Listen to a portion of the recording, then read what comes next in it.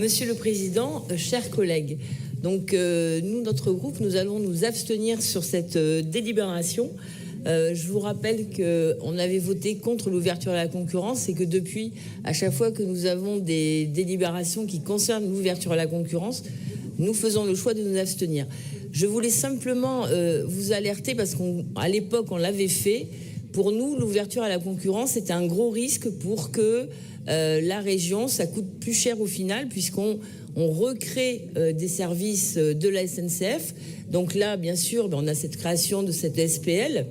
avec d'autres régions qui viennent y participer,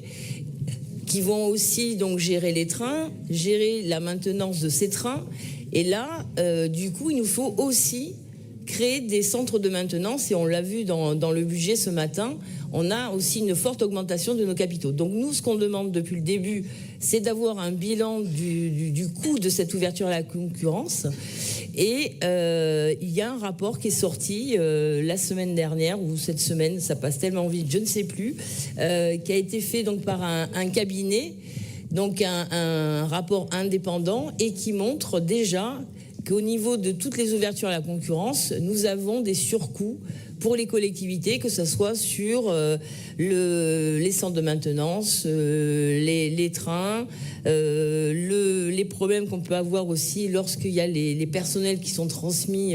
donc au niveau de société, et que du coup, au bout du bout, ça va coûter très très très cher. Donc comme nous sommes dans une période de contrainte budgétaire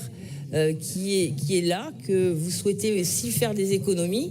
Donc on réitère est-ce que la région doit continuer cette ouverture à la concurrence, parce que ça va nous coûter très cher au final pour un service qui ne sera peut-être pas forcément là, et des tarifs qui, on l'a vu aussi dans le budget, vont encore augmenter de 4% pour les TER.